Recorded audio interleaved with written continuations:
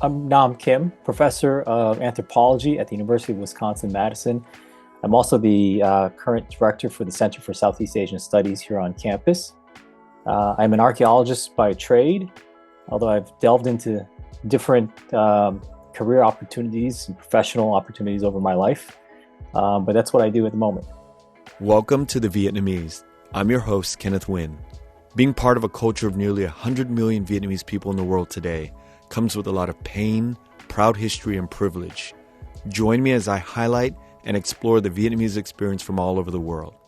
I want to shout out Phong Nguyen, the author of The Bronze Drum, for the warm introduction for both of us, as well as mention that he reached out to you as he was researching The Bronze Drum, and that's why we're here today. So thank you so much, Phong, for the introduction. Phong contacted me a couple of years back when he was starting to do research for his project, and it's wonderful to see the fruition of that project, and I'm so happy that he made this introduction. It's a privilege for me to be here today talking to you.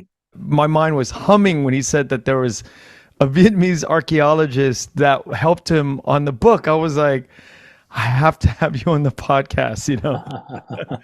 So thank you, Nam. I really appreciate it. Yeah, it's my pleasure. Absolutely my pleasure.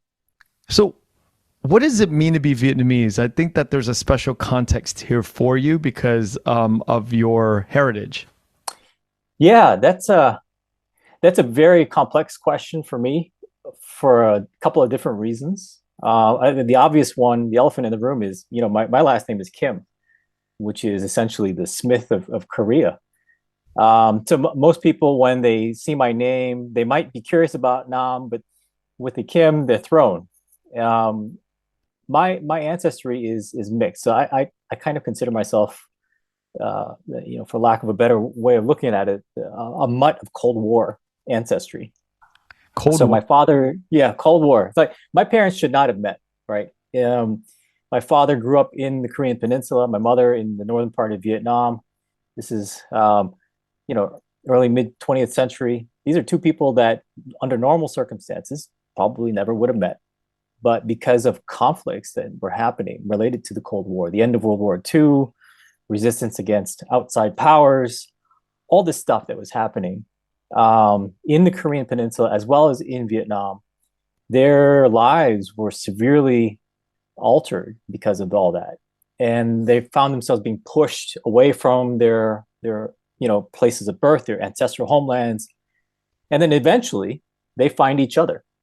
And this is in the 1960s. And so this chance meeting between the two of them led to me and to my brothers and to a completely new life, also affected by conflict, because we probably shouldn't be in the United States either, if not for conflict.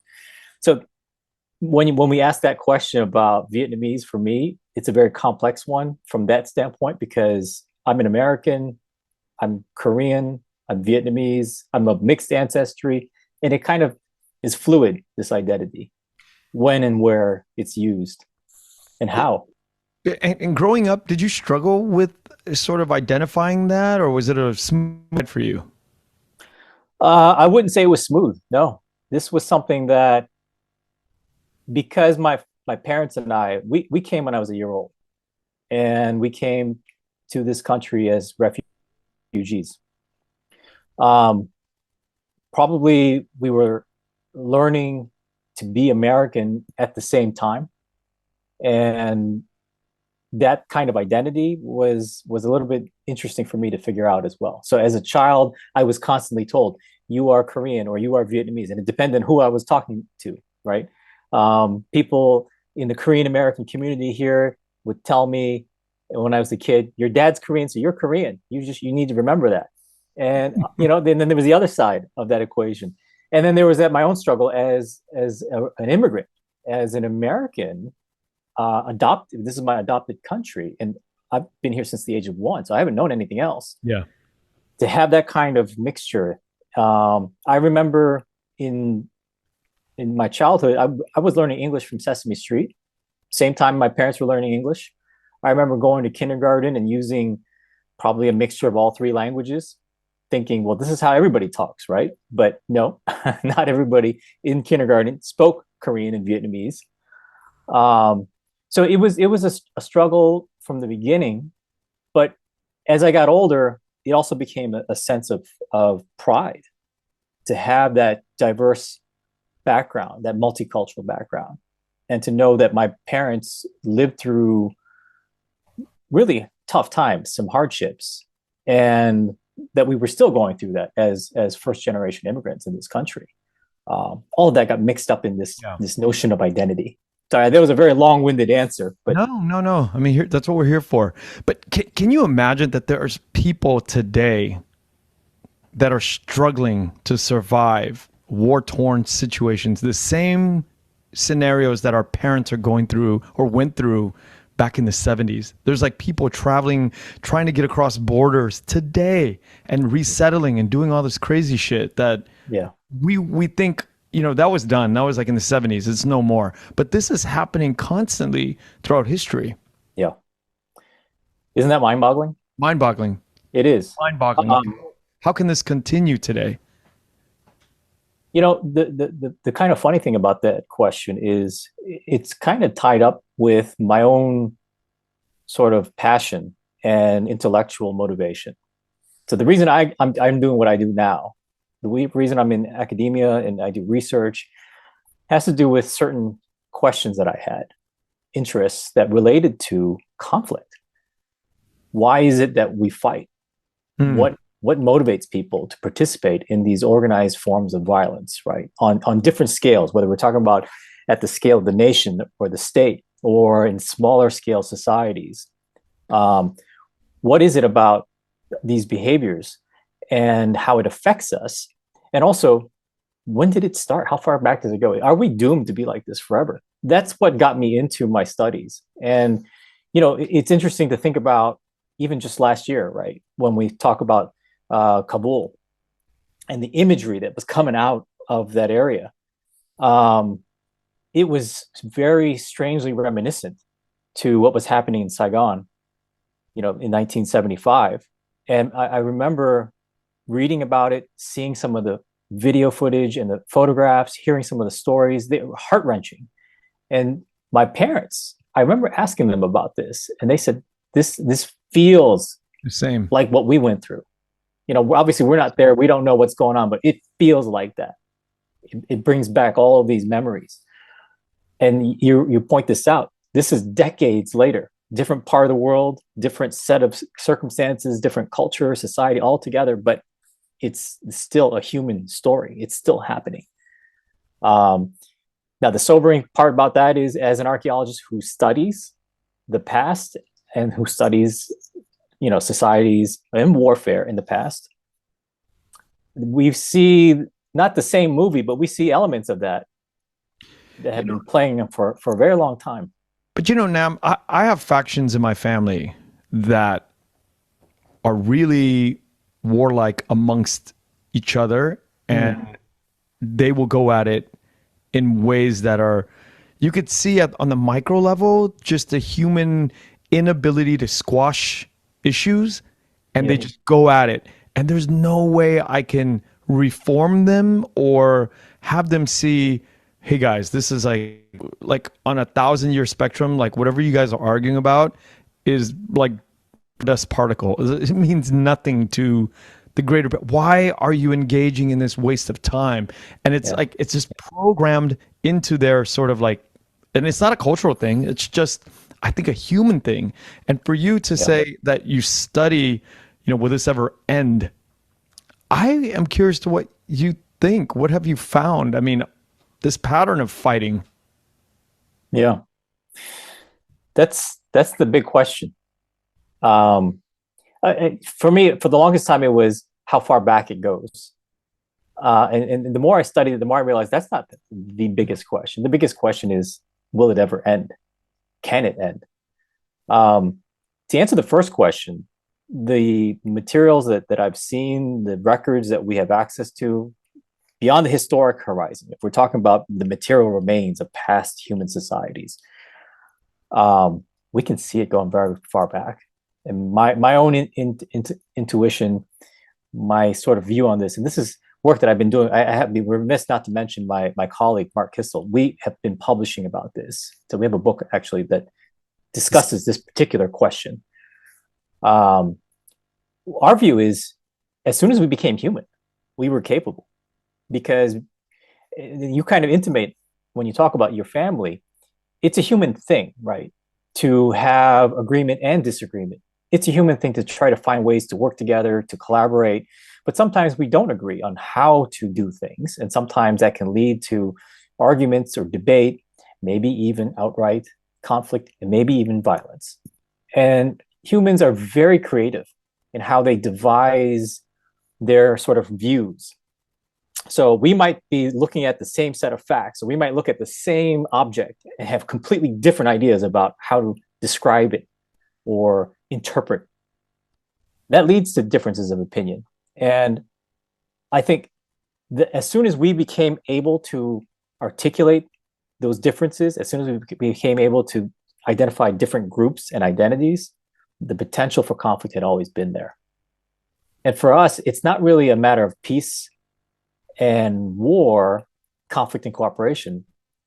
For us, war is a form of cooperation. It instills a sense of identity, right? It binds people together. There's a common cause, and we're all rallying around this particular cause, whether it's the nation state, whether it's the gods are asking for it, or whether it's family honor, whatever you want to say. As soon as we became human, we had cultural symbols and ideas, and we could communicate, and we could rally people around. There's a sense of camaraderie and community around this. So in a sense, it is very much a cooperative behavior. When we started to cooperate in complex ways, I think that's when war starts. That the other question about when it stops, can it stop? I think the first answer gives us some inkling of hope for the second question, because if we recognize it that way, and then we're saying we're not biologically doomed to behave this way. We have tendencies, sure, but we also created institutions that promote forms of interaction, sometimes violent ones. We can unmake these institutions, or we can change them. We can change our views about things. And so there's some hope. I don't think there's ever going to be complete eradication of war, but you can change the circumstances to make it less likely. And there's a sort of compartmentalized, I think, compartmentalizing war now. I think I'm trying to put my thoughts together as you're saying. So maybe this whole idea of national identity or war for profit are separate. And the people, the soldiers on the ground that are holding the guns are kind of just operationally at their job. And then the people at the very top, government, are just planning logistics and really working in the interest of, they're not really, it's just kind of like their job description for the last 30 years being in the DOD right? It's like, there's no connection and then there's a department of marketing to kind of push out the propaganda that we should go to war with this other group of people. So it's all compartmentalized where the feeling of like going to war to Americans, back in World War II is so different from us going to Afghanistan or, the way we think about Ukraine. It's so compartmentalized. So it's all disconnected today in modern society. So war is not the same as war, the First World War that the U.S. had to, engage in. I don't know. That's just a thought that I have. Yeah. I think there's a lot in that what you just said. I like the way you characterize it. It is compartmentalized. It is something that involves so many disparate groups of people who have different functions, different roles, motivation, different levels of involvement, different motivations, absolutely, and different sorts of consequences. Yeah. For some, if you are very detached from all of that, you just make decisions. It might be a very serious decision to make. It might take a lot of debate and coaxing to get people to go down that path, but you're not going to be on the front lines. Totally. And I think it's a different experience. And as an American, we have these privileges of kind of analyzing war that way. But like, if you're Ukrainian, you're not thinking about war the same. It's not compartmentalized. It's not like a battleground. Your buildings getting So yeah. So actually, if you don't mind, I got I wanted to ask you about this Yes. because I know a little bit about your background, and I want to thank you for your service to our country. Um, as a person who has served, what are your thoughts about war and how much of it is ingrained in us in us biologically or culturally? I think if you look So at if you were to be asked the same question, yeah, yeah, I think if you look at the soldiers and military men that join, typically they're under mm-hmm. 25. Majority are under 25. And your brain hasn't really formed an opinion yet. You haven't really understood the world in a bigger picture yet. And I'm not talking, there's different ranks, right? There's officer ranks and there's enlisted ranks. For the most part, the enlisted ranks, the 90% of men in the enlisted ranks, which is not the commanding class, the body Yeah, of yeah, soldiers, which was what I was in, are not really thinking about the political implications. So when you're going through it for 4 years or 8 years of your in your 20s, predominantly young men, they're not thinking about it. yeah, They're marching according to their orders, and there are semi-propaganda ways of looking at the mission ahead. And then when you get out, yeah, what I've learned is a lot of my veteran buddies still stick to the party line, but a lot of them that move on and go to college, and that's when a different type of indoctrination happens. So for somebody like me who's willing to, we're going to talk about the study of anthropology in a little bit, but because I was an anthro major and I studied anthropology and, went through sort of like this ethnographic way of looking at every situation. So I formed different opinions. I understand, I think different wars have different purposes, different outcomes. Different military branches have different outcomes, and different service type service members have different jobs. And so nothing is really black and white. And if you look at my history, I was just an admin guy. I was very, obviously still has to do they have to do their physical duty, and we still get up every day to train and do, and we go into the field, but as an admin person, I was, my function was to back up the company commander on writing letters and, taking care of his admin stuff along with the guys in my office. So it's, you're just plugged into different roles and you see different things from that perspective. yeah. I think that really speaks to the layers and layers of complexity. Yeah. When it comes to what we see happening in our world today, especially with larger states, there is that kind of detached participation, and it's just by nature of the way that our organizations are designed, right? In certain cases, and this might apply for other kinds of communities, or in smaller scale societies of the deeper past, that kind of remote detachment wasn't possible for a lot of people, especially if the front lines are right, they're in your backyard. A different way of thinking. Yeah, You're defending your people, your mom, your baby. You're defending it in a different way. exactly. But now we're And flying. you might have political views. Yeah. Oh, I'm sorry. You might have political views, or you might be completely devoid of them, but it doesn't matter because it's happening around you anyway. Yeah. And I'm guessing we'll get into this a little bit later, but that was really what struck me when I heard my father talking about his experiences with the Korean conflict and everything that was leading up to that in the 1940s and 1950s, because it was almost like a sea was just surging with storms around his little island that he called his hometown. And they might not have had any idea of what was going on a bigger geopolitical scale, right? They don't know how big the storm is or anything like that. They might not even have any ideas about what the ideological kinds of perspectives might have been, and the political motivations for the conflicts. But all they knew was what was happening right there on the ground.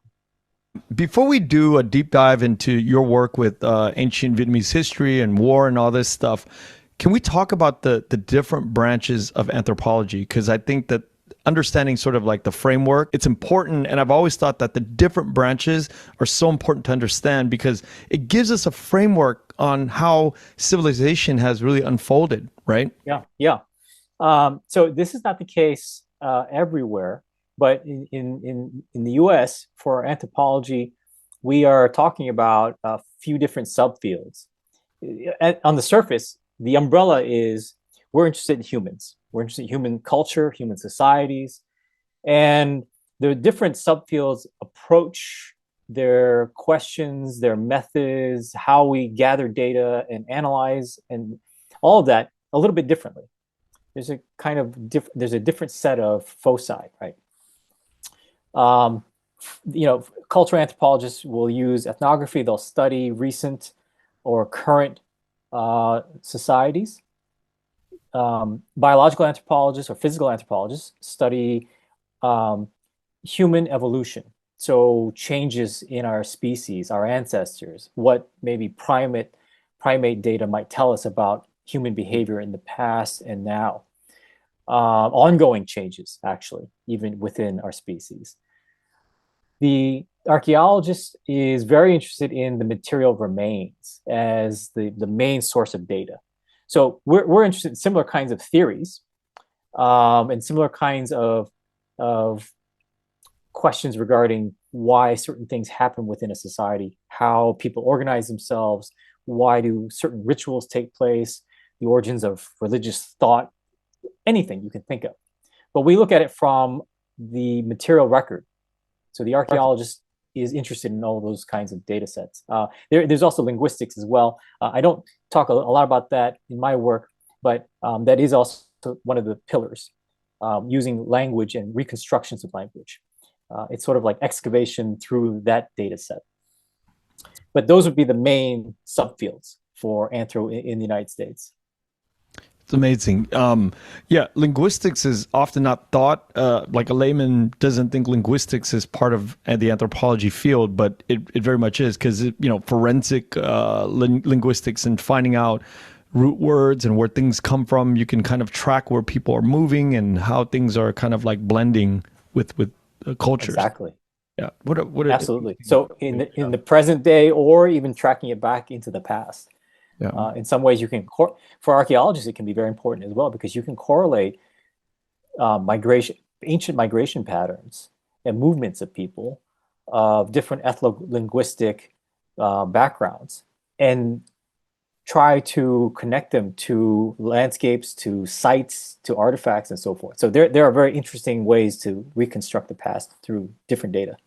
Now, why is all this stuff in anthropology so important to it's important to me and you because we are interested in this stuff?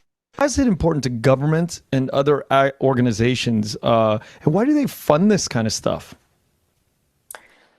There are so many different possibilities and reasons. I guess I can speak from my own experience as an archaeologist working in Vietnam. The work that we do actually is very relevant for narratives and perspectives about ancient history, about the foundations of recent and contemporary Viet identity and culture. And if we consider the very complex history of Vietnam, right? So, this is related a little bit to that very first question you asked me about identity.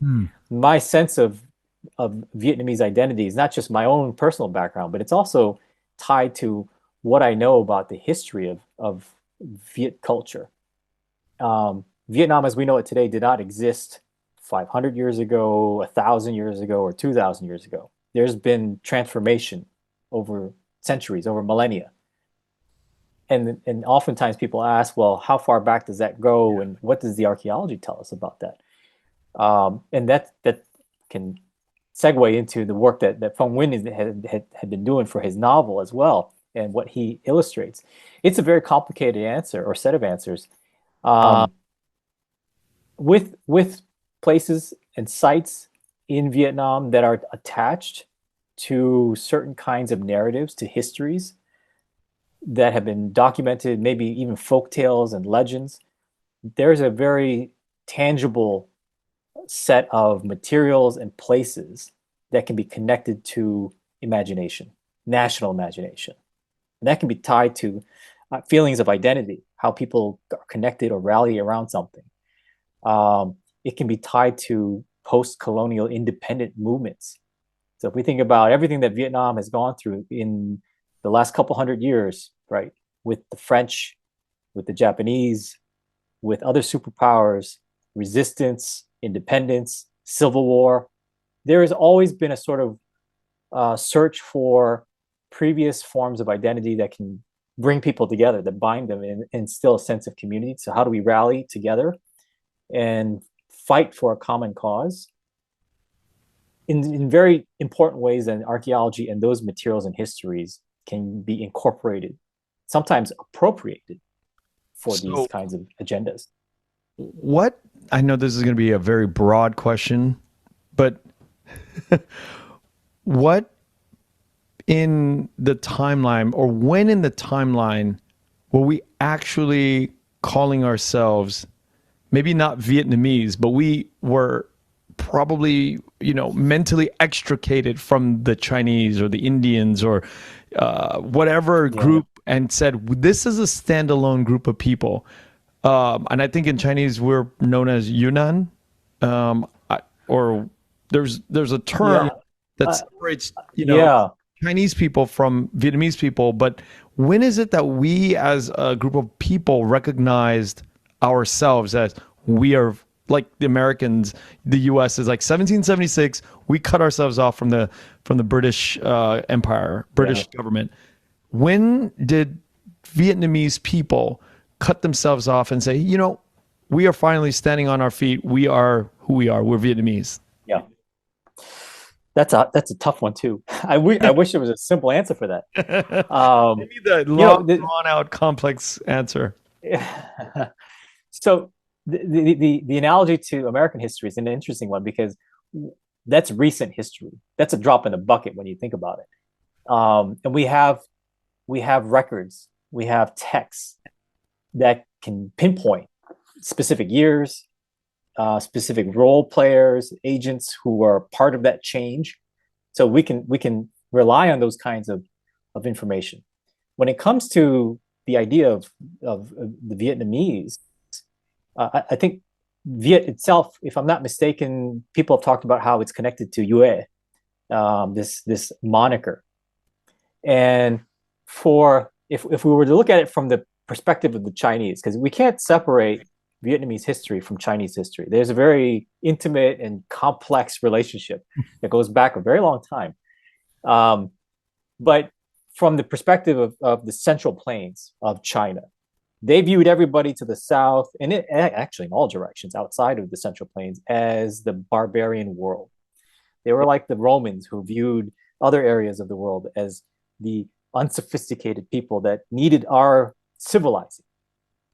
It's a common imperial trope. We have a mandate to come in here and educate you and tell you how to live and all this stuff, and collect taxes and tribute from you as well. So I think from their perspective, all of these societies, and in today, they're parts of southern China, parts of northern Vietnam.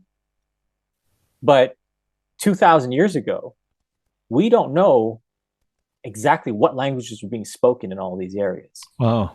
We know from the material record, from the archaeology, that a lot of these communities were definitely in touch with each other. They were in communication. They were exchanging materials. There are artifacts that are very similar.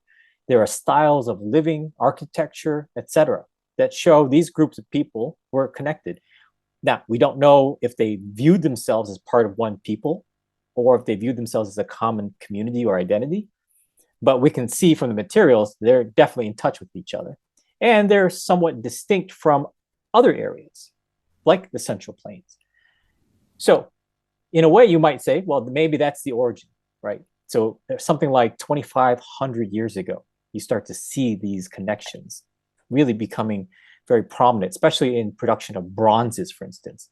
So the title of Phong's book, The Bronze Drum, right? That's a very iconic symbol of ancient Vietnam. these sophisticated bronze products. That's from that time period, right around then and a little bit after that.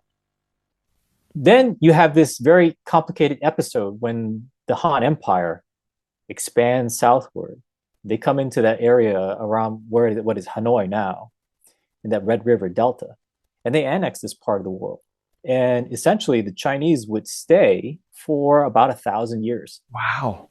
And Feng's novel talks about the very famous historical event, the rebellion of the Chung sisters.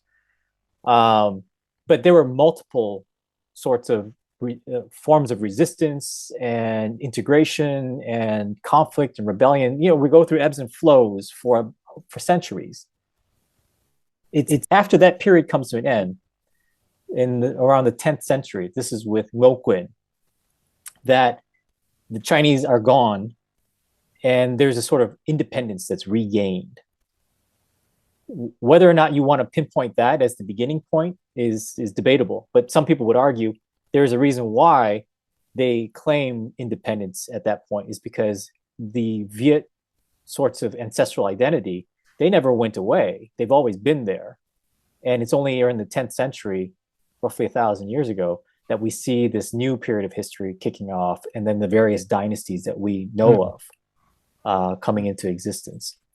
So when you ask that question, I don't have a simple answer for you. Anybody you ask might have a different idea. Yeah. There's a lot of layers there. Yeah. And of course, Vietnam today, the geographic region of Vietnam today, the state, didn't look like that a couple hundred years ago. It's over the last several centuries that we see expansion and changes, different territories becoming part of what is now Vietnam. I'm going to make a funny statement, but it's almost like cousins fighting over land, right? Like, tribes of people fighting over, pockets of land that centuries and centuries ago haven't had distinct lines yet, but they're shared, that family eats this family eats that. There's a little bit of difference, but they're fighting for land and they're fighting for kind of domination of like geography. And at some point they're just like, they get big enough where they can actually say, well, here's the line, here's the boundary. That forms a certain group, a subset of group of people, but then it goes back, they start fighting more. And then it just like this layering of complexity keeps happening. And over many years, we finally figured out here, and today this is Vietnam. So it sounds like an evolution of borders to be. Yeah, I think that's right. What's interesting to me also is what we see as Vietnam right now. I can guarantee 1,000 years from now, it won't look like that. Whatever we see as Vietnam, whatever the borders are, and the same could go with any country in the world. It is unlikely that the world borders as we know them today are going to be intact and exist 1,000 years from now.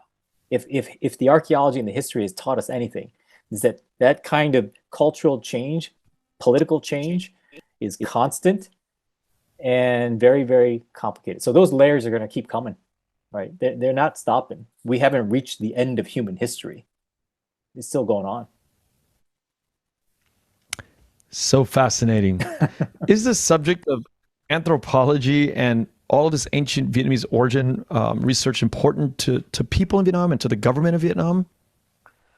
I like to think so. I know, at least with the people that I interact with, it is very important. The example here, the fieldwork that I've been doing in Vietnam since 2005-ish, that's when I first went back to Vietnam. We can talk about when I left as well at some point, but I left as an infant at the age of 1 from Saigon. And my parents and I never thought we'd have any relationship with Vietnam after we left. It was April of '75. It was the fall of Saigon, the fall of the southern country. And we thought, that's it. We're never going to have any kind of interaction. And as a grad student, I mentioned earlier, I was very interested in war. I studied it from different perspectives as an international relations major, as a political science master's student, and then eventually as an anthropologist and archaeologist. And in grad school for archaeology, I was given a choice about places to work. And one of the choices was in Europe with my advisor, other places in the world. But somebody suggested to me, think about Vietnam because of your heritage and because you have the ability to speak some of the language. There are no Americans doing any kind of archaeology that we know of. This is in the early 2000s in Vietnam. So they suggested I go, and I did. In 2005, I went just to see the possibility. Okay, can I stop you Yeah. right there? When you make a decision like that in life as an anthropologist, as somebody who's going to go to a country, what are the exact steps that you have to take when you make that decision? Do you have somebody on the other side waiting for you? Do you have another, like a counterpart that receives you with open arms and a warm welcome, balloons and festivities, and say, Nam, we are so excited to have you here. Here's the money. Or is it like just a cold flying into the country, like jumping in off of an airplane and trying to figure out where to live, and then slowly where the funding comes from, where the permission comes from? How does this logistically work in 2005? More like the latter. Definitely more like the latter. So okay, I was 30 when I went to grad school for anthro and archaeology. So I'd done a few things up until then. I wasn't fresh out of undergrad or a master's program. I'd done a few things. You were no I spring wasn't a chicken. spring chicken.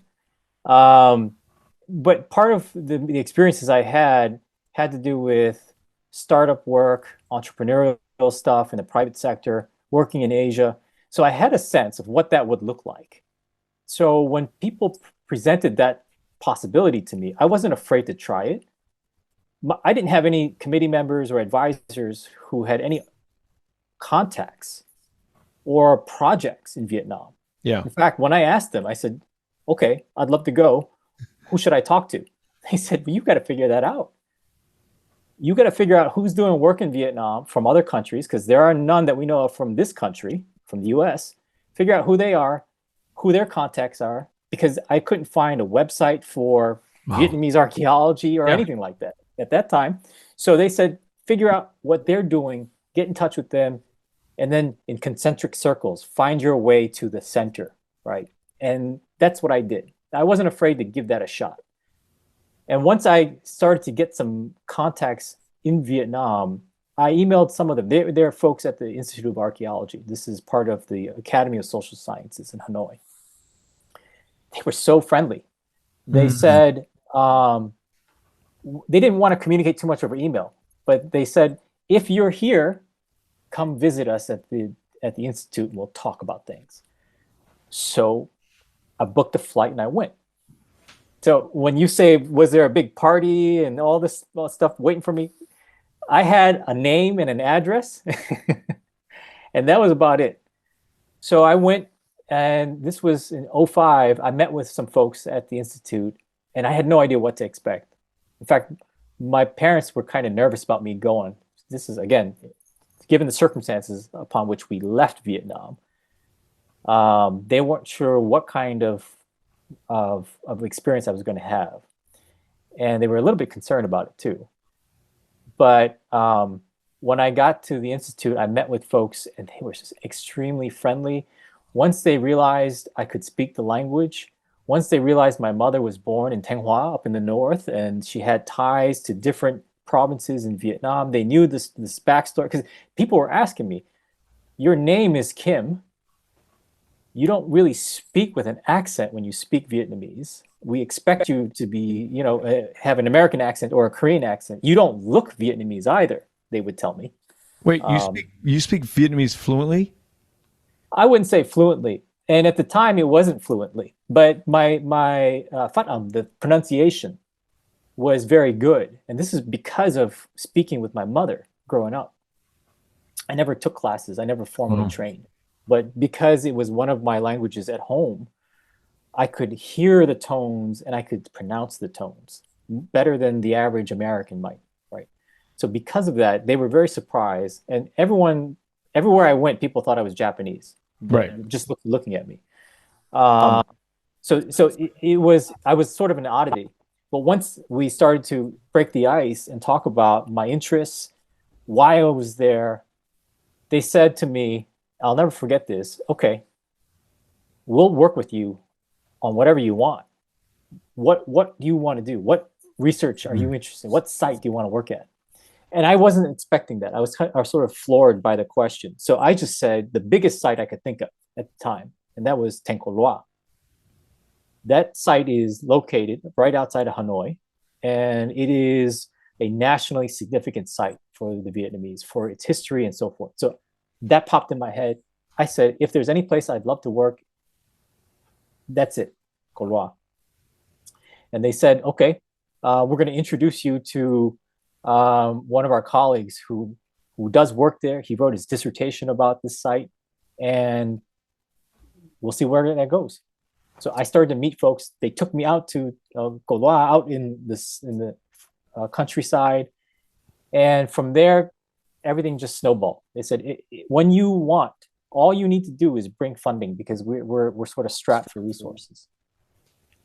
But if you can raise the funding, you can come back and we'll work on whatever you like. And that's how things started. And how much, yeah, and how much funding did you need, or what was the projection? Um, you know, projects vary, and it kind of, our archaeological projects can vary. You might have a very small scale project, small excavation, or maybe not even dig at all. You might just look at artifacts and analyze them. So your budget might be very small. But for some of the things that we were proposing to collaborate on, we were looking at large scale excavations that would employ dozens and dozens of people, from labor in the field to experts to researchers, all sorts of roles. So, I mean, I don't want to get into specific numbers, but we're looking at tens of thousands of dollars to fund something like that as an initial pilot project. And for a grad student, that's a lot. Yeah.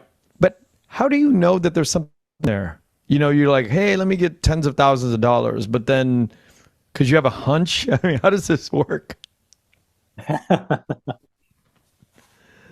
I wouldn't characterize it necessarily as a hunch, but it's certainly an educated guess. So to give you some background, I don't know how much you know about Co Loa. I know nothing. It's history. Okay. So this is an ancient city, and it's about 15 kilometers north of downtown Hanoi. It's right across the Red River, some home. And it is tied to legendary accounts. So maybe a lot of folks might have heard of An Vương and the Olak Kingdom. A lot of people point to An Vương as a sort of historical founder of the Vietnamese civilization, one of the key figures. According to legend, he lived in the 3rd century BC or so. And there's a specific date. People talk about 257, 258 BC, where he purportedly overthrows the previous dynasty and establishes the Olak kingdom and builds a capital city at this site of Co Loa. There are colorful tales regarding this process. He supposedly had advice from a turtle that came out of the water, telling him how to build his defenses, his seat of power, how to vanquish enemies. In fact, according to these tales, the turtle gives the king one of its claws and says, use this as the trigger mechanism for your crossbow. It's to be a magic crossbow that allows you to vanquish entire armies, your enemies. So in a very interesting way, this is very similar to tales you might hear in other countries, like in the UK, for instance, with Arthurian tales of Camelot and Excalibur. This is their version of Camelot for the Vietnamese.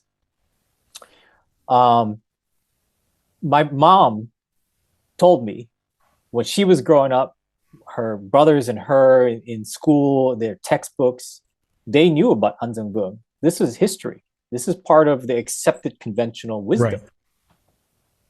Right. My position on this at the time was, you have this site that you say is part of this kingdom. This kingdom is mentioned in some texts, but a lot of those texts sort of disappeared, and many of these tales weren't officially written into chronicles until well after the fact, maybe something like the 12th or 13th century. So much, much later. How do we know? So as a researcher, how do we know what is valid, what is questionable?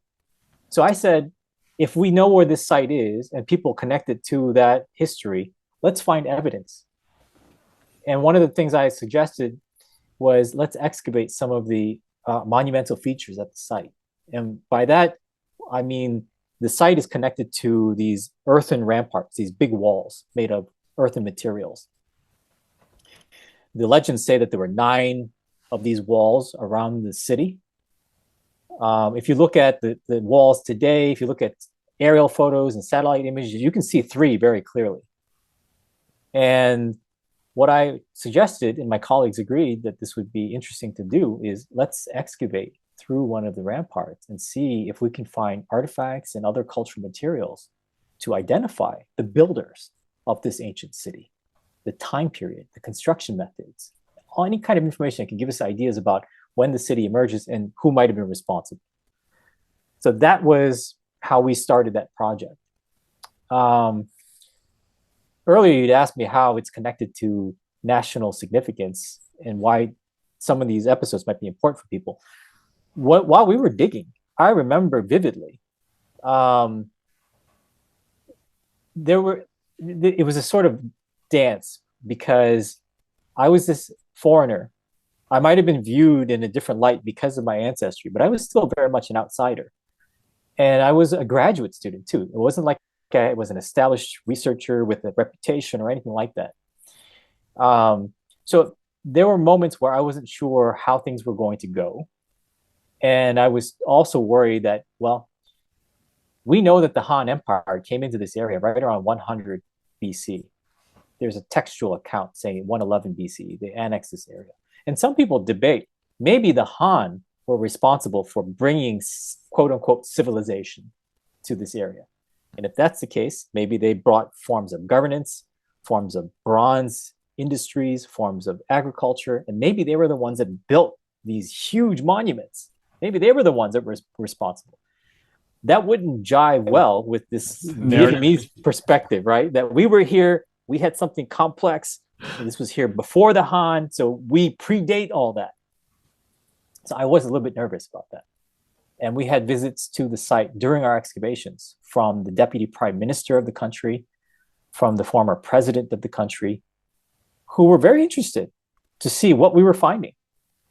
And in the back of my mind, I'm thinking, that's wonderful. I feel privileged, but at the same time, it's kind of nerve-wracking. Yeah, because what if we find artifacts that show maybe it was the Han who were responsible for a lot of this? And then these higher ups are like, guys, let's take them out and back like this. We're stopping this right now. Right. We're gonna take this is done. Yeah, your visa's done. Thank you for showing up. You can go back to the US now. I mean, I was nervous about that.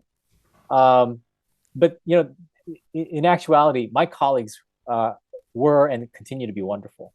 They're researchers and they're open to different possibilities. But they were honest with me. They said, we have to, even if we find evidence that might be outside of the narrative that everybody accepts, that's okay. That leads to debate and stuff. But let's be careful how we present it. So, in other words, if you get a call from a journalist and they ask you to give an interview, come talk to us first, so that we have a sort of unified front. Because I think part of the issue too is, as an outsider, I could say whatever I wanted to, with the only consequence being you're not allowed to work here anymore. Right. But for my colleagues, this is their profession. This is their home.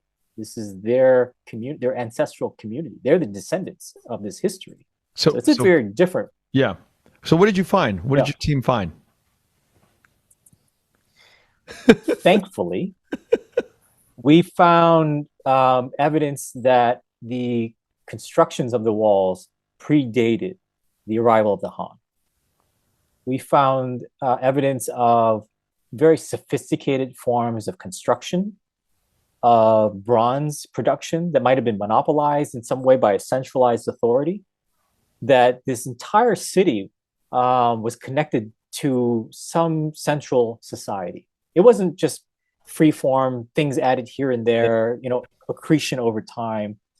This was carefully planned. All of that for me was important because it showed us two things.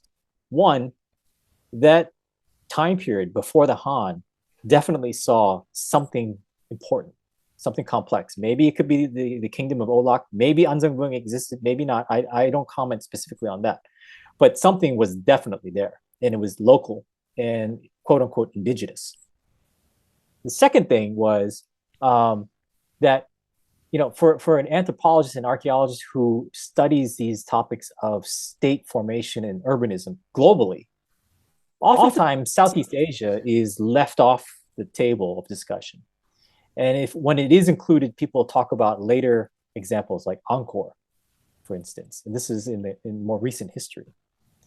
Here was a case in Vietnam that virtually nobody in the United States was talking about. And I mean, I didn't know that much about it. A lot of the work that had been done there had been published by the Vietnamese, had not been translated into Western scholarship, so it was difficult access. So one of the things that I wanted to do was to point out, well, here's another case study for us for comparative research, and it comes from Southeast Asia, and it comes from Vietnam. So my perspective at that point was, if I continue on this line of work, that's my goal, is to put it on the map. Let's bring Vietnamese history, not just recent history or, history over the last 1,000 years, into common knowledge. Let's bring the ancient past into common knowledge as well. After you dig up and you find all these things, do they wrap plastic on it and go, okay, guys, let's put this away or do they build a shrine or a museum, or what plans do they have after you excavate and find these wonderful details? Yeah, that is completely dependent on location, the nature of the site, the country you're working in, the people you're working, everything. There's so many variables with that. So I've seen everything across the board. Some sites, you're done digging, you backfill, you make careful notes, you publish the data, or you record all that, and you leave it in place for future researchers potentially to come back to and maybe continue investigations. Because our technologies keep advancing. There might be materials that you take out to analyze and study. They might be artifacts, they might be ecofacts, soil samples, archaeobotanical remains, human remains, animal remains, whatever the case might be. But if oftentimes we don't excavate everything. The site might be too large. We might not have enough time or resources, or maybe we don't have access. There could be a whole variety of factors. But one of the outcomes is once you've taken materials out that you need to analyze and record, you backfill and it's noted so that future archaeologists can come back and analyze as well. Because 10 years from now, our tools are going to be different. 20 years from now, 50 years from now, our methods of analysis are going to be different. We know this. We can't be conceited and say, this is it. This is this is the pinnacle of analysis. No, they're going to change. We know this. So sometimes there's backfilling. Sometimes you leave sites open and you build maybe a roof over it. Yeah. Maybe you build a shrine there. Some people have built entire museums around an open site. I so feel it really depends on the nature of the site. I feel like in Israel, when you go to Israel, it's like a bunch of things that are excavated and then they just build churches or they build museums over it. Hundreds of sites like that, I feel like, is happening. That's why, I've always wondered why my trip to Israel was so important, because I always felt, now I'm beginning to see now I'm beginning to see how there's three religions, the Jewish, the Judaic, Christian, and Muslim. They all have so many excavation sites that built mosques or temples or churches on top of their excavated sites. And so that's what triggers me when I think about Vietnam. And if you're digging the very one place that you're saying, or your team is saying, that this is the birthplace sort of the Vietnamese people in the origin story, I would build a damn museum over this thing, right? But that's probably not happening. Well, there is a there is a museum there. The site is massive, so you can't build a museum over the entire suspected area of the ancient city. There are people that live there now. The Co Loa commune is there. There are thousands of residents that live in these communities around the site. And people have been living here continuously for about 4,000 years. So it gets complicated, because then you've got people who say, well, these are our ancestral homeland, and this is where we live. We're going to continue living here. So we have our fields here, we have our business here, our families are buried here, our ancestors, etc. So you've got a variety of stakeholders who have different ideas about how to conserve, how to preserve that history, how to treat these landscapes, these sites, how to use them, how to exploit them economically, maybe. So it becomes a very, very complex picture, and there's no right answer. So you've got people then in the national government who fully recognize the importance of the site, and there's a conservation agency that oversees the cultural management of the site, its heritage.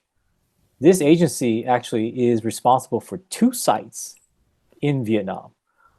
This site of Co Loa and the Thăng Long Citadel that's in downtown Hanoi. Wow. That was the capital. So after the independence, I talked about Ngo Quyền coming and becoming independent after the end of the 1,000 years of the Chinese being there. That kicks off successive dynasties, Viet dynasties, in the northern part of Vietnam. Many of them used the Thăng Long area as the capital, the imperial capital. So you've got this agency that's responsible for all of the cultural heritage, and they have different views too from what local residents might have about, well, should I be able to build a garden on top of these walls? Should we preserve all the walls? Should we preserve all the rice fields, or should we allow continued development? Do we build new schools? Do we build new buildings? All of this. I mean, these are big questions. There's no simple answer. Now, when I think about the border of the Han and their invasion, and we finally kicking them out, why would they even stop where they stopped? And why would they leave? How? I mean, like a country like I can imagine the United States. I even question this. Why did the United States just stop at the Mexican border today? Like, why didn't they just keep going south? And same with the Han and the Chinese. Why didn't they just go south and penetrating all the way down to the bottom of the country? Yeah. So that's a very complicated question too. I'm happy that you're asking a lot of complicated questions. This begins to get out of my domain of knowledge and expertise, because we're dealing with later time periods.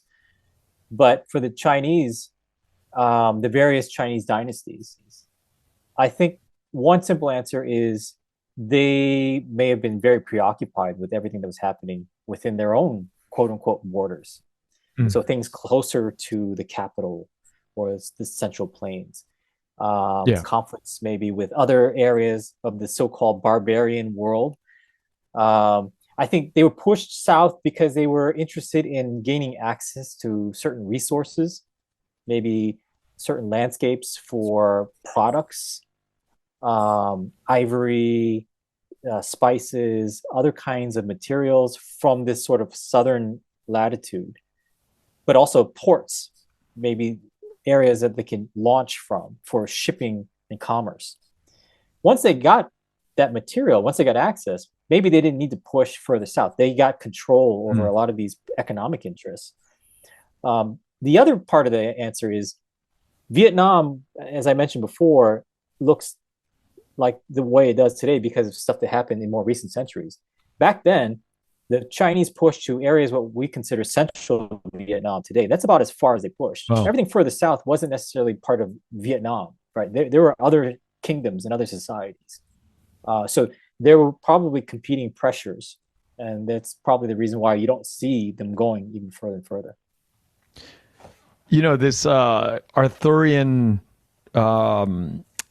comparison that you made with the turtle and King Arthur and Einstein Vương, why do you think that humans need to have this magical power of vanquishing your enemies through the legends of like the turtle claw or the sword? Why is that an important thing? It's not grounded or rooted in reality, but why is it showing up in history all over, you know, the UK, Britain, or Vietnam, you know, happening centuries ago? Why is it a thing? Why is it important in human history? What's the significance of these nations to have like these supreme magical incidences, like these weapons that have swords or a turtle claw in like the legends, you know, the crossbow?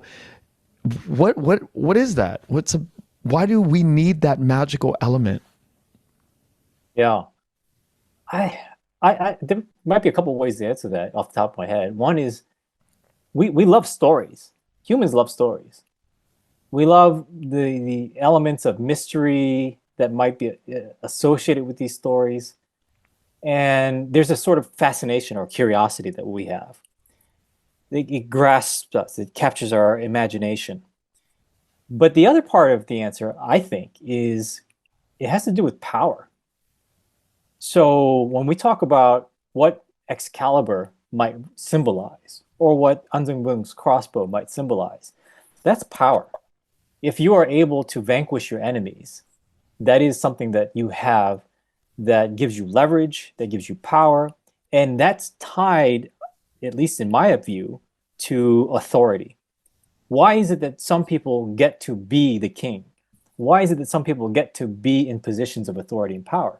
It's maybe because they're charismatic, or maybe because you've entrusted them. You know, there's a sort of social or political contract, or maybe because they took it and you believe in them for various reasons. And maybe in the past, maybe not so much in many contexts of the modern world, but in the past, people in positions of political power were also in positions of ideological or religious power. You believed in them, in their right to be in that position. And so An Giang Vuong may have had this crossbow because the gods and the ancestors wanted him to have it. And so he is your king. You have to do what he says. Oh. He's legitimately in that seat. And that's why you're not in the seat, but he is. Right. So I think there's a sort of imaginative quality to these symbols and these stories. These stories get, you know, passed on. There's a sort of mystique to them, you know, folk tales and traditions and legends and so forth. But they become part of the corpus. They become part of the legitimacy. I think, yeah. Sorry, yeah. I was going to say one more thing about this. There's no accident why we see, for instance, symbols of the past prominently displayed on symbols of authority today. And one simple example is you look at the flag of Cambodia. That national flag has the outline of Angkor Wat on it. This was the glorious episode of Khmer or Angkorian history, the height of its power, this glorious civilization of the past that was the ancestral part of the current day people in that region. And throughout the course of the 20th century, I find fascinating that every different regime that comes into power, every different government, they use the same symbol for their various flags. That's not an accident. There is an appeal, a clear appeal to that distant past. So that's how I would answer that question. What a great answer. You know, and when I think about it, it's really like divine appointment. You can't really argue with divine appointment. You know, it's hard to. It's hard to. Yeah, it's hard to. And there's no proof. There's no proof. You just have to go with it. It's like religion. Right. But when you start talking about faith, then, you know, it is faith. And it's hard to find material proof for it. In some cases, by definition, you don't find material proof for it. Yeah. In relation to Vietnamese history, How much do you know about the Korean side of your heritage?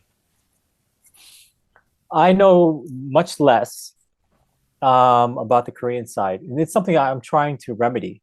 I have interests in Korean history and in Korean archaeology that I'm starting to explore, um, because it is something that personally I feel obligated to, but I'm also fascinated by it. And I think there are clear connections because what's happening with Vietnam or the northern part of Vietnam at that time, 2,000 years ago, there are similar things that are happening in the Korean Peninsula with the expansion of Sinitic civilization and influence. So I think it's interesting to think about the possible connections, how you might compare various societies resisting or reacting to or appropriating elements of this imperial power. I think they're very fruitful projects that can happen. People have started doing this, and I'd love to continue on this kind of work as well. To me, that's a fascinating thing to think about. And when you throw in the fact that there are interesting parallels even in the 20th century. So we began this conversation today with my saying that I was a Cold War mutt. Um, those kinds of comparisons can be made even in the 20th century. How the Korean Peninsula got carved up, how Vietnam got carved up by outside powers, and these kinds of histories, they're very complementary. There's a lot of similarity. And that's probably why my parents, when they met, they were drawn to each other. Now, speaking of similarities and connections, there exist, I've heard friends of mine talk about a king or some military figure from Vietnam that migrated to Korea and worked himself up to some major figure in Korea and created his own dynasty. And the Lee name is a part of that whole story. Do you know much about that? I don't know much about it. It is, I've heard about this and it's intriguing. It's very, very interesting. My understanding is it's one of the descendants of the first Lee King, maybe a prince or something like that. There was turmoil in quote unquote Vietnam at the time, right? So this we're talking about 13th century, I think it is. So as the Lee house is being replaced, I think this king or the prince and the family leave the area and seek refuge elsewhere. And I think ultimately they end up in the Korean Peninsula and they're welcomed by the local Korean dynasty into the land. And the family then stays. And my understanding of this is particularly fascinating. My understanding is the descendants of that family, the episode, they've been recording their lives within the peninsula. And now they are still recognized in Korea as well as in Vietnam as being the descendants. I think that I'm not an expert on this. This is much later in time than my work. But that's my understanding, which I find very, very interesting. That is fascinating. And how many hundreds of years ago did it happen? This is maybe like 800 years ago. 800 years ago. And you're saying that they've kept records of whatever that's happening in their family? That's my understanding. Yeah, that the descendants have been keeping track of the generations that they can trace back to that arrival.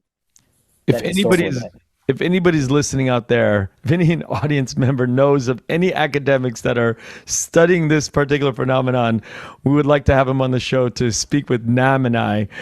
Nam, I'd love to talk about it. We would tag person. Both of us would just go crazy, go ham on him or her. Yeah, that would be fascinating. That would be fascinating. That would be amazing. I mean, if there was like records, 800 years of like the descendants keeping a journal of like all of the things that are happening.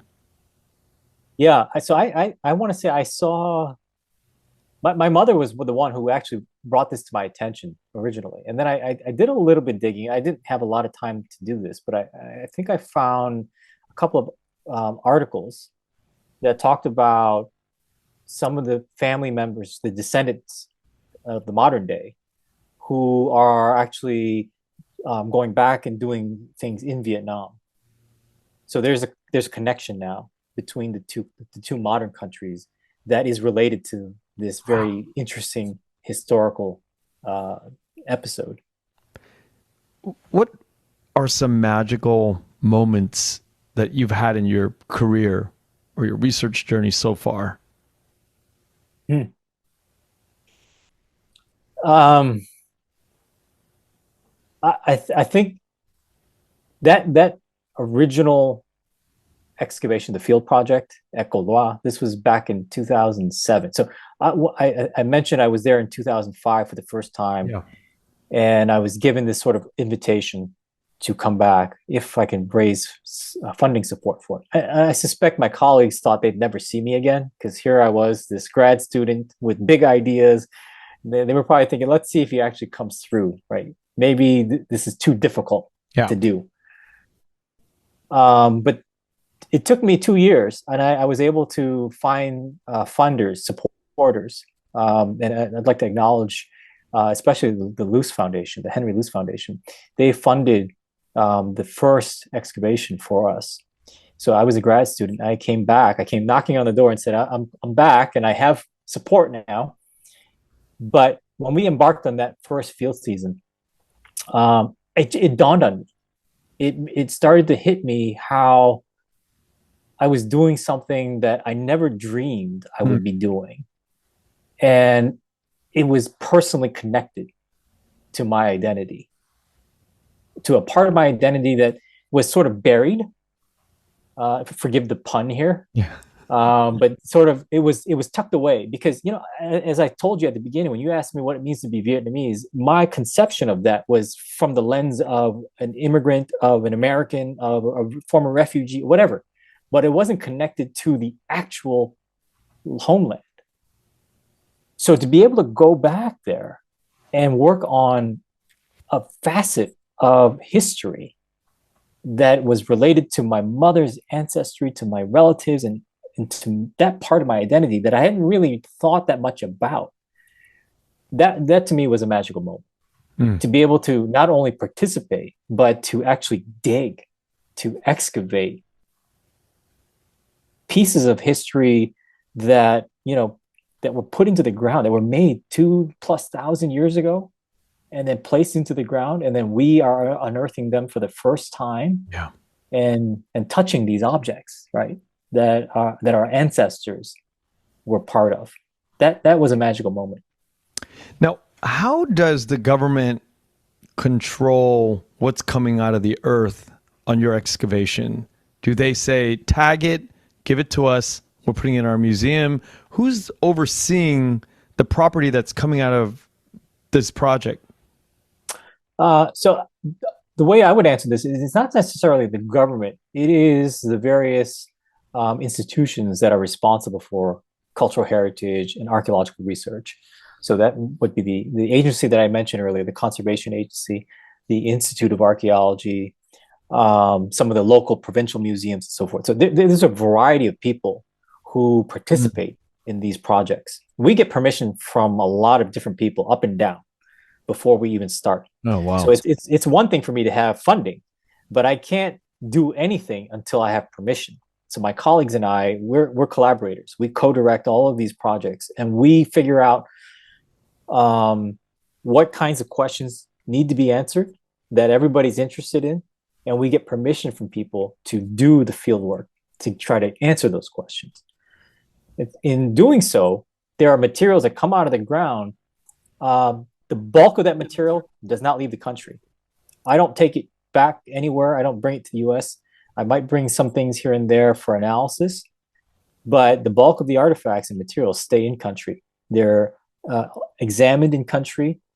They are documented, they're cataloged, and then they're stored or put on display in museums. And some of those museums might be in Hanoi or at Co Loa, or in some of the provincial museums, or maybe on the national level, or maybe more on the local community level. But they are part of the cultural heritage of the country itself, and it stays there. Now, the sensitive topic of a Chinese invasion in modern times is probably on a lot of more on the diaspora's thinking. I don't know why. It just feels like it shows up more in people that I talk to in the Vietnamese diaspora. You know, and you said something earlier that kind of jogged my or triggered my thinking on this. Is like the Chinese and the Vietnamese are very different cultures, but if there was an invasion, you know, and we were looking at each other 200-300 years from now, how different are the people, and what are the differences? What are the major differences that would make life unbearable or uncomfortable? Or is it just really just people just conquering other people that makes it uncomfortable? What I guess I'm exploring that dark theme of if Vietnam, you know, is contending, you know, we're always contending with invaders because, you know, just the proximity. But really, at the end of the day, what are we really worried about? As a war specialist, right? As somebody who thinks about this stuff. Yeah. I suppose it depends on the nature of that quote unquote conquest. If we're talking about for administrative purposes, for taxes or something like that, that might be one animal. But if we're talking about very restrictive rules that might be put in place that change the way you live, that affect your freedoms or your privileges, or that begin to strip away some of that, or in some cases, maybe even strip away elements of your identity. That's when things are very different, right? So it kind of depends.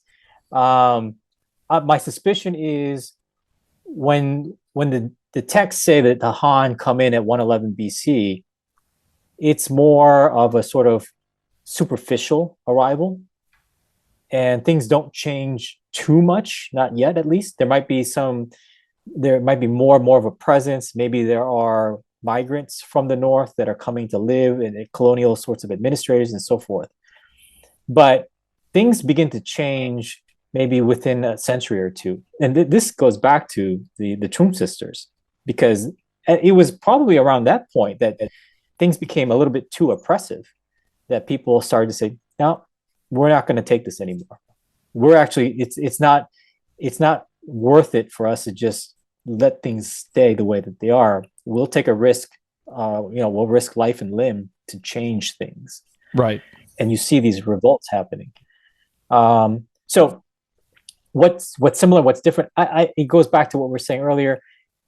No borders that we see today existed 2,000 years ago. So there's probably a lot of similarity, different cultural practices that permeated this entire area, the kinds of food that people ate, maybe even the religions that they practiced, maybe even the ways in which they identified themselves, or the languages that they might have spoken, the customs.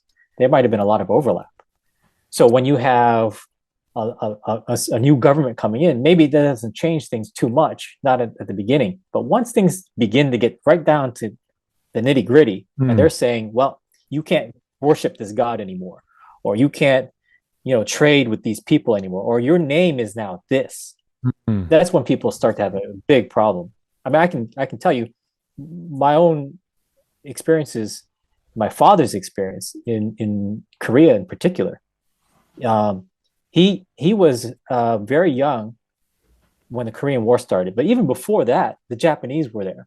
Right. They had annexed the peninsula decades before his birth, and he remembers growing up and having been assigned a Japanese name, being forbidden from speaking Korean in school, and all kinds of Korean identity, forms of Korean identity being stripped away.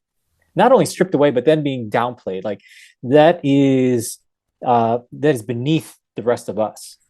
So you are not a first-class citizen, maybe not even whatever, right? You are sort of the bottom of the barrel. And when you think about that kind of conquest, that's when people start to push back.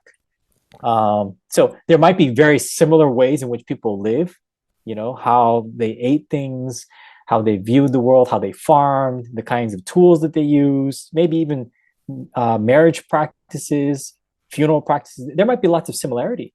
But when the political structure starts to take things away and impose restrictions, that's when things change. And it's always kind of in the back of every Vietnamese person that older generation I talk to. They're all terrified of a Chinese invasion, or one goes Vietnam's next. It's just a common thing, and I don't know how ignorant or how informed that sort of mentality is, but it's there. And I just want to go head on, and thank God I have somebody like you now to really ask that question, like, what would really happen, right? Like, but you're right. Culturally, if they take away and they chip away that identity, that's when it becomes very uncomfortable. Right, right. And we can also get into the issues of sovereignty, right? So, um, if not only are you taking away identity, but you're taking away forms of self-determination, what you can do as a state, that's you might as well be taking away identity as well. Yeah. You're not necessarily taking it out of the hands of the everyday person, but you're taking it out of the hands of your leadership. And not everybody's going to be happy about that. Probably a lot of people have a problem with that. And you bring up another natural point. And I talked to my father Taiwanese, and he brought up a really, you kind of touched on it too earlier. Sometimes we think that there's these threats, but inside of their country, they're dealing with so much shit on their, on their own agendas and their own internal struggles and political bullshit, that they don't have the energy to care about like another invasion, and they don't have the resources to go out and do this stuff. Yeah. Yeah. I think maybe if you're looking at on the community level, decisions that are being made, it's still complex, but it might be easier to kind of figure out, well, here are the different views and different players.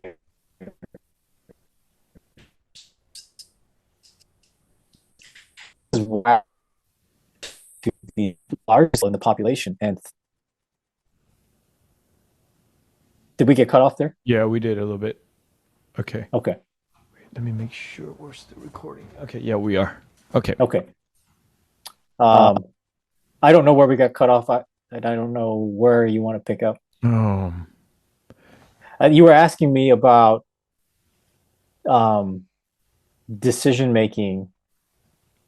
I was talking about my father-in-law, and you touched upon it, how Chinese society, they probably are dealing with so much internal life, and they don't have the resources or the mindset to really go out and take care of Taiwan or Vietnam.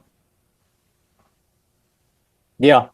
Yeah. I mean, I don't know how much of those fears are well-founded or not.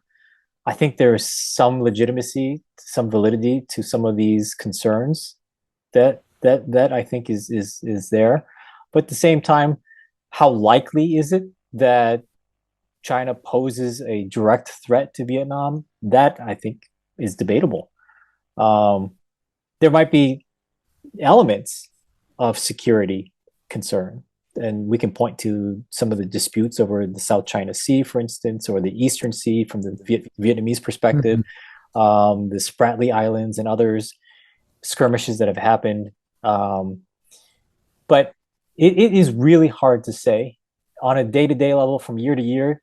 Maybe there's not too much to think about, but we talked about this earlier today. The countries are going to look very different 100 years from now. So there is a possibility that there is some kind of major upheaval or change that will happen at some point. Maybe that's related to conflict, or maybe it's related to other mechanisms. I'm going to leave this next question sort of intentionally open for your interpretation, but where do you see Vietnam in the next decade?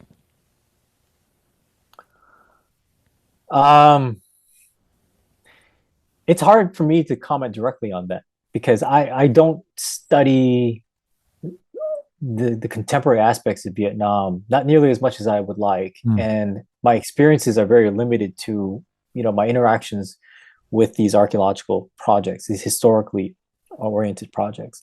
But I guess I can speak to it from the perspective of my impressions as I've been going to Vietnam for the last 17 years or so.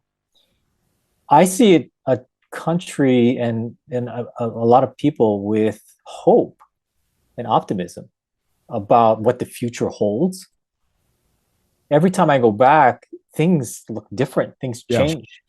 There's so much development, and there seems to be so much openness to that change that I want to say maybe wasn't there, or that kind of openness wasn't there a couple decades back, or several decades back. But nowadays, it seems that every time I go back, there are more and more signals of development, local development, foreign investment, all kinds of change. And it's kind of, it floors me when I go. So where I see Vietnam in the future, I, I I would be sort of optimistic about the kinds of changes that are happening. Now, I can't comment on what things are like for everybody in Vietnam. It's a very Yeah. dynamic, complex country with different communities, different ethnicities, different ethnic identities, dozens of different ethnic identities. So I can only speak to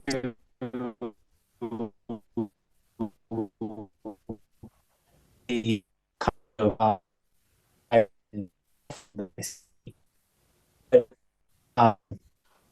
that, like any country, we have problems and warts, and there are things that need to be resolved and worked through. But I'm sure a lot of my colleagues in other social sciences know a lot more about that than I do. But that's sort of my general perspective. What is next for you on a sort of excavation? Is there another project? Is there something that is calling out for you, or something that is out in the future that you're like, I wish I could tackle that project? I've got a laundry list of things, and we don't have to get into all of them, but I mentioned some of them already. So for me, the comparative stuff with Korea, I find fascinating. Yeah. There's also a ton of work that still needs to be done at Co Loa, and I'm certainly hoping to be a part of that. I know that my colleagues, whether I'm there or not, they will continue that work. There will be future generations of researchers who will embark on these projects, but there are some big questions that still remain. So we might have some ideas about the time period when some of those monumental features came into being, and the origins of this city and the possible connections to this kingdom.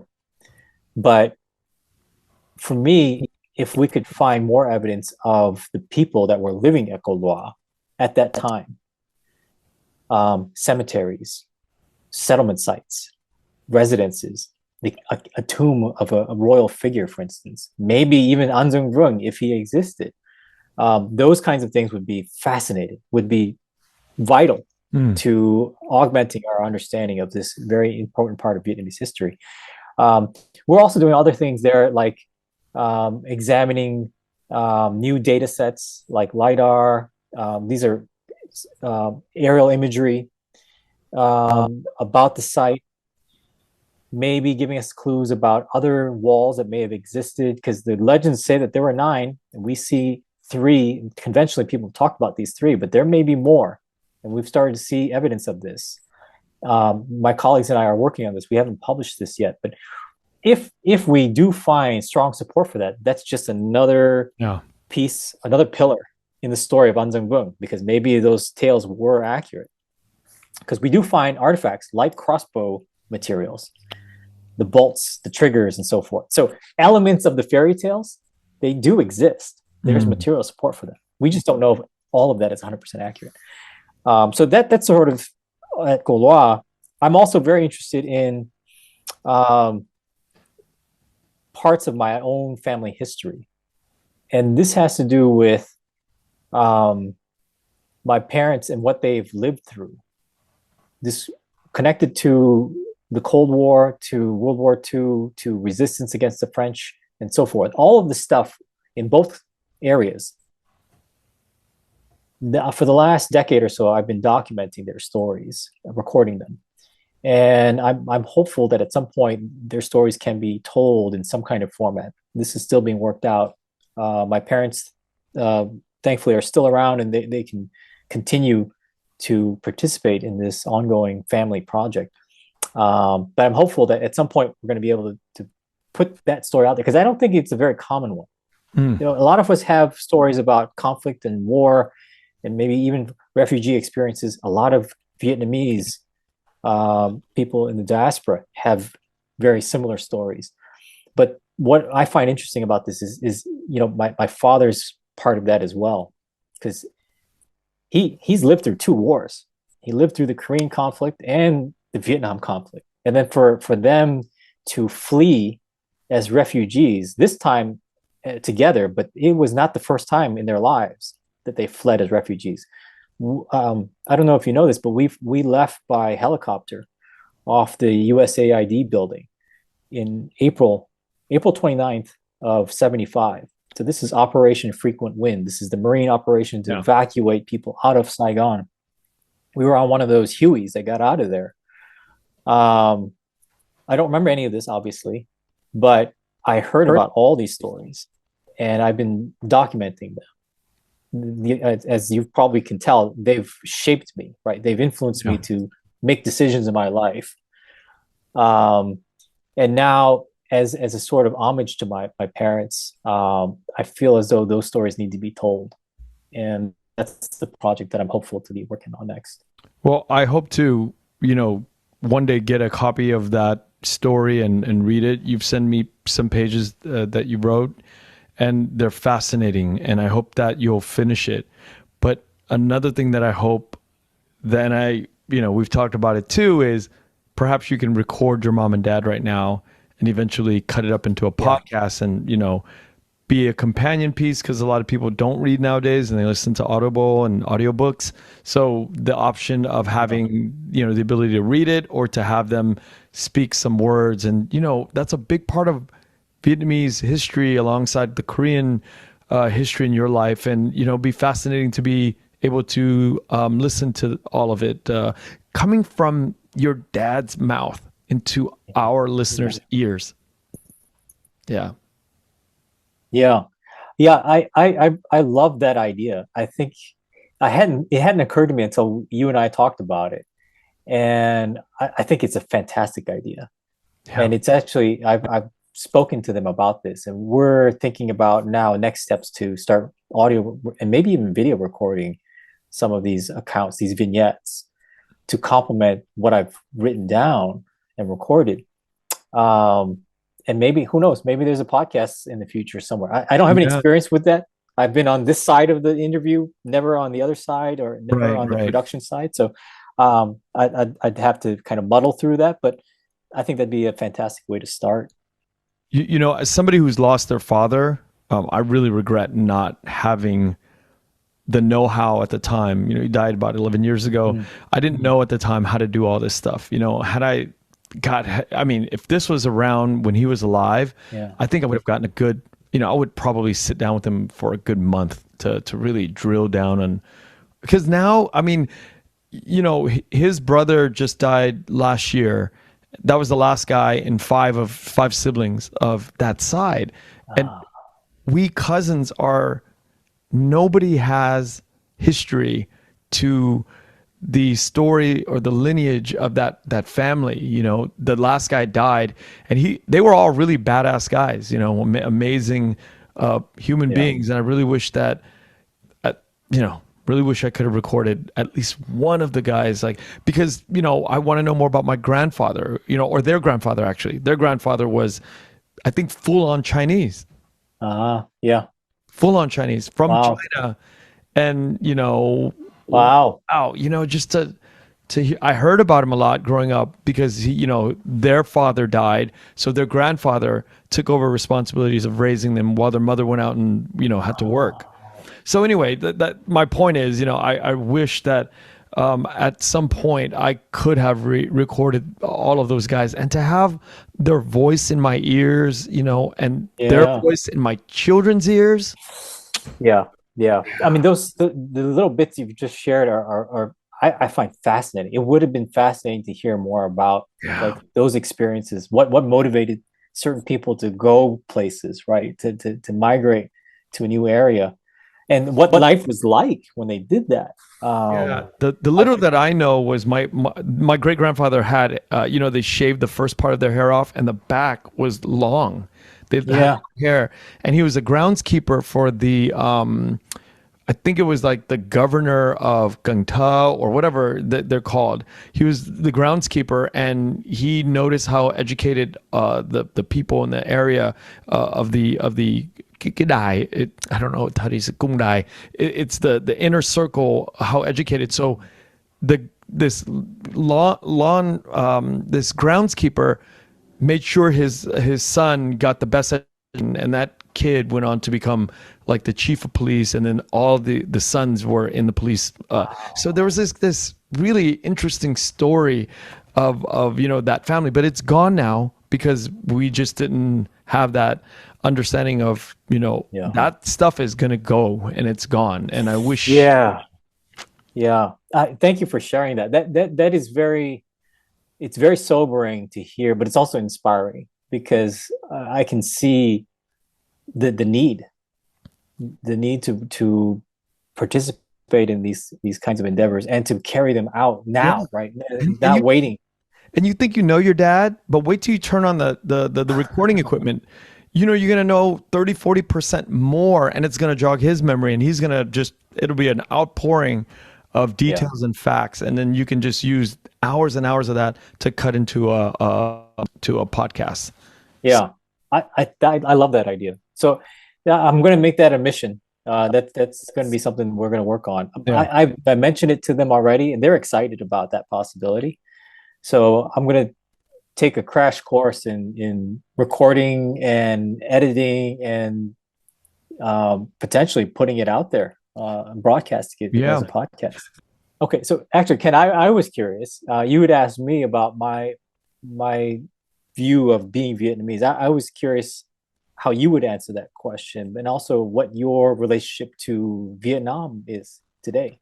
I've been asked that question several times, and my answer is it's constantly evolving and constantly changing, because I am very open now to the definition or the meaning of what it means to be Vietnamese, because it really is just a culmination of your experiences, and it could be very German. It could be very French. It could be very Australian or very American. There's these lens that we put on to the meaning of what we think is being Vietnamese, but oftentimes it's, so I like to keep it wide open. Yeah. Similar perspective to the one that I share. I think it's important to have that wide lens, as wide as possible, because there are so many of us that have a connection to the culture, to the identity, and we're not all the same. We all have various identities and various reasons we connect. So and between my brother and I, we're very different. Here's two brothers that were born, basically to the same parents, grew up the same. But I think because he was born in Vietnam, left when he was a year old, I think that sort of did something to him where it's like he doesn't really care about there's no question about his identity. He's like, I'm Vietnamese. I happen to be moved to the United States. And then, he doesn't need to question it. I don't think he has a problem with me questioning mine, but I have a very different, I have a very shameful past, I think, because I felt ashamed growing up, and I grew up, being somebody who was born here, on one level proud of it, and then questioning why I was proud of it at one point. Why am I proud of being born in the United States? It makes no sense. Oh, okay, because I'm ashamed of being Vietnamese. And, that begins to open up like a Pandora's box of like questions. And today I will allow it to linger around me so I can use it as fuel to ask questions, because if I repress it or if I make it go away in an unhealthy way, I feel like I'll lose my curiosity.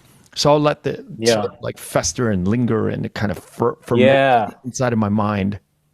Yeah, I like that. I think I have very similar perspectives, because there is a sort of pride, but also shame in it. and a lot of it is imposed upon us by the society around us, and Sure. sorts of stereotypes and expectations that others of different ethnicities and different ancestries have.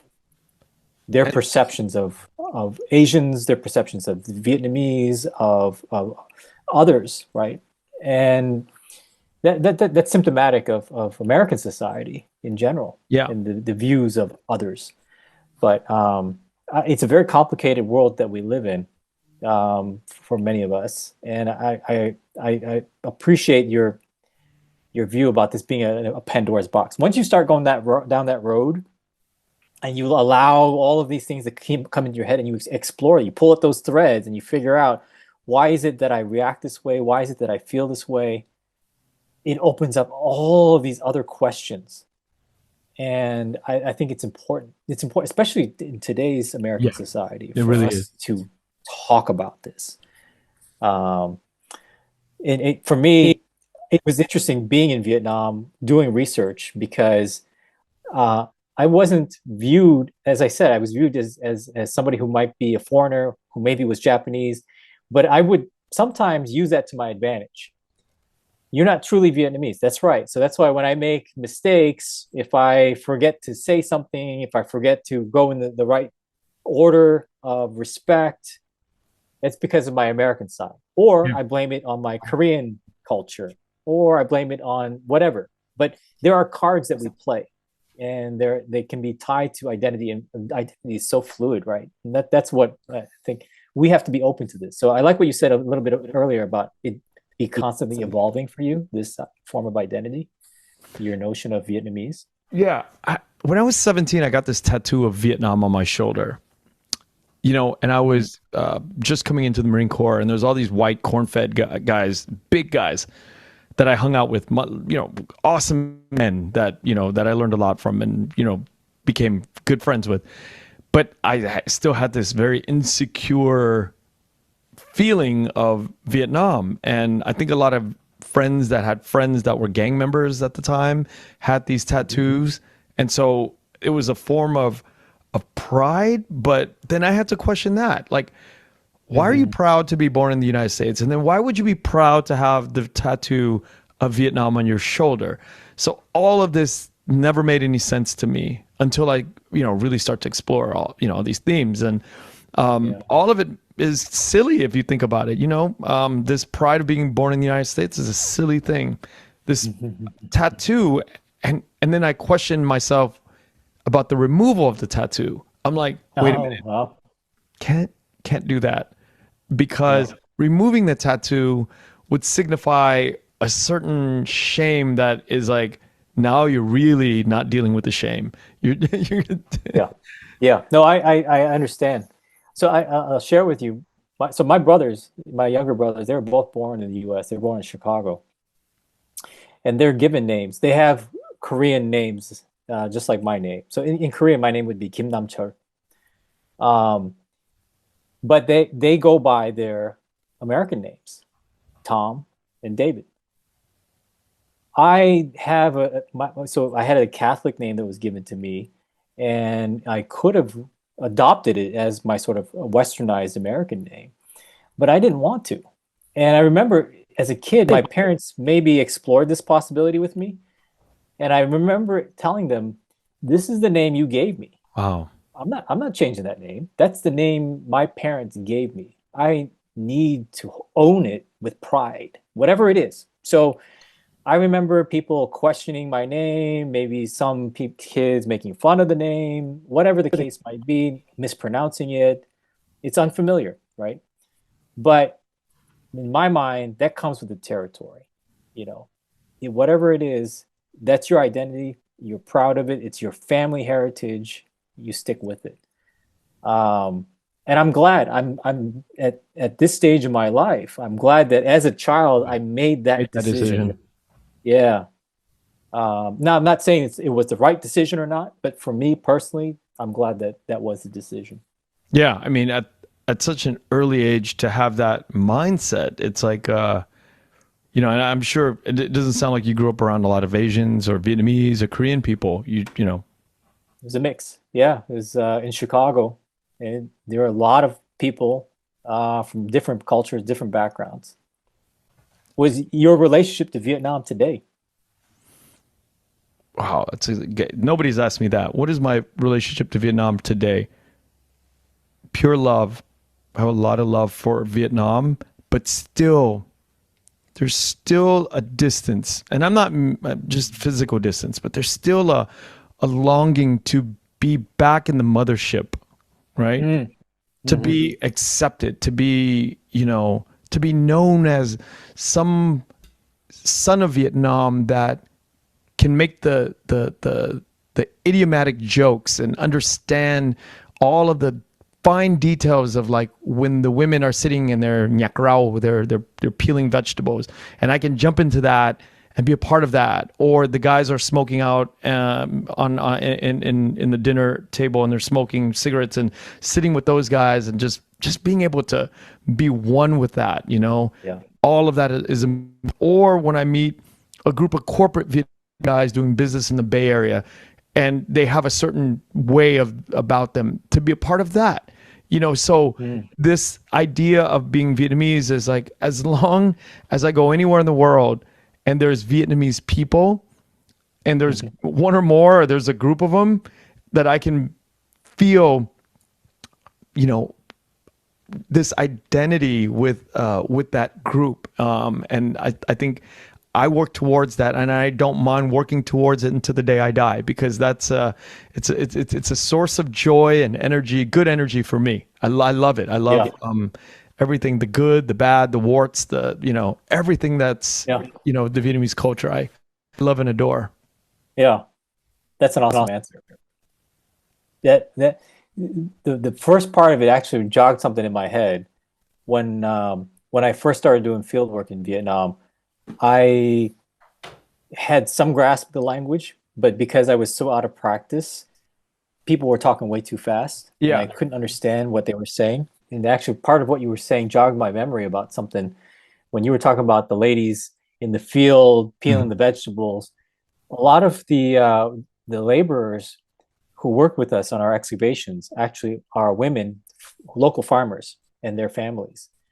And I remember during our very first excavation, my Vietnamese was still coming along. So I grew up talking with my mom, but everybody was talking way too fast. I couldn't understand what they were saying.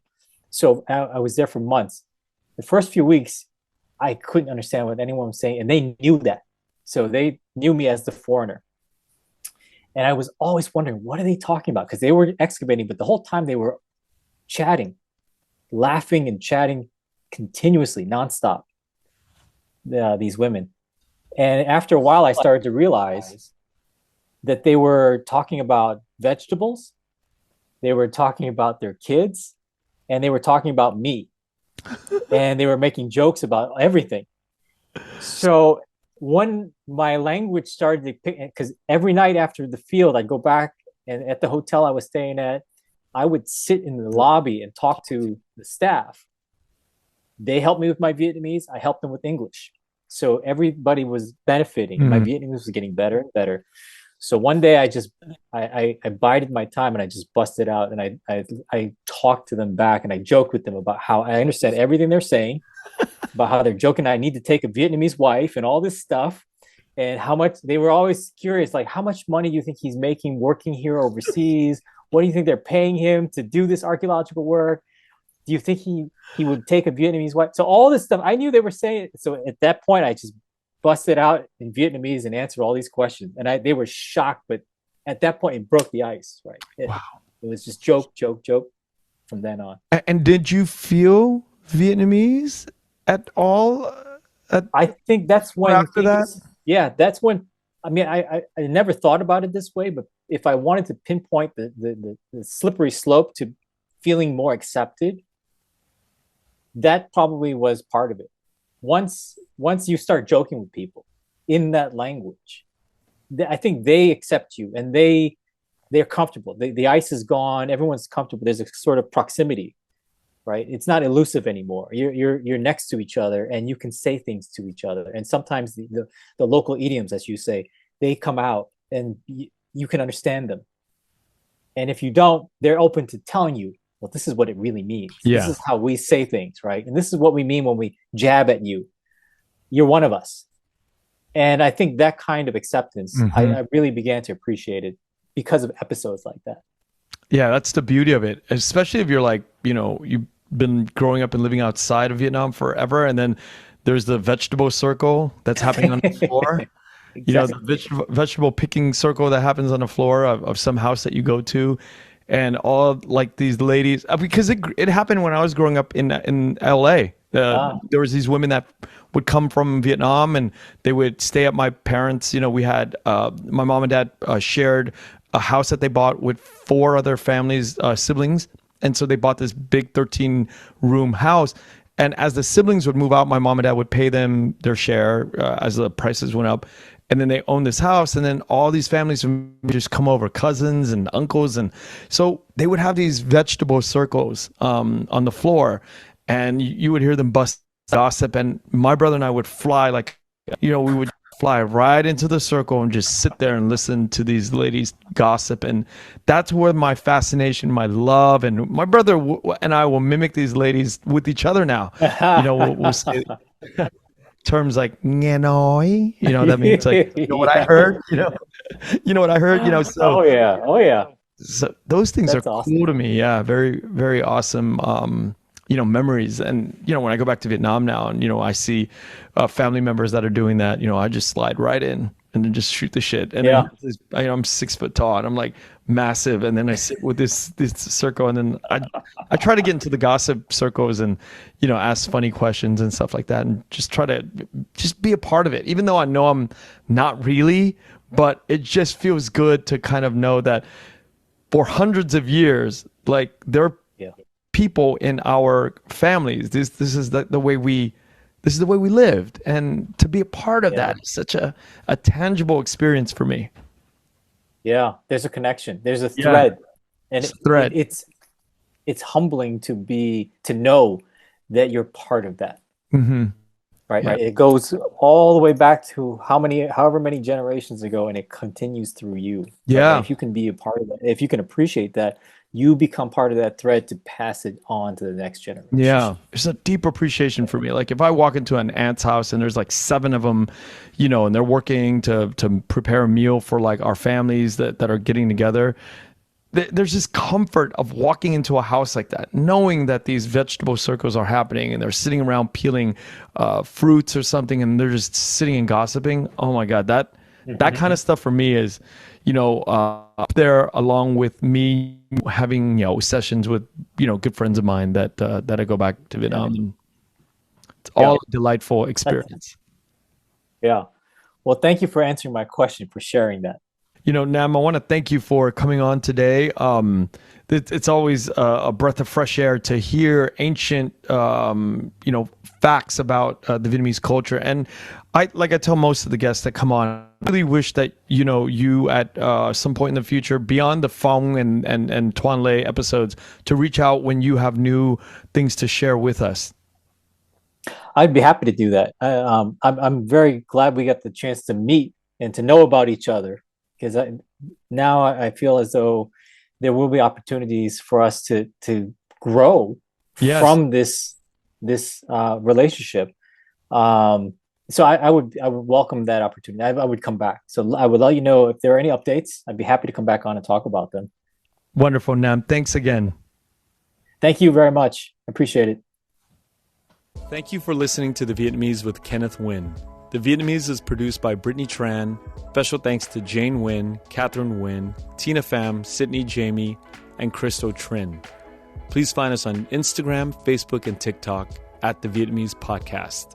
You can also find us on YouTube, where you can subscribe, like, and comment. Please rate and give us a review wherever you find our podcast.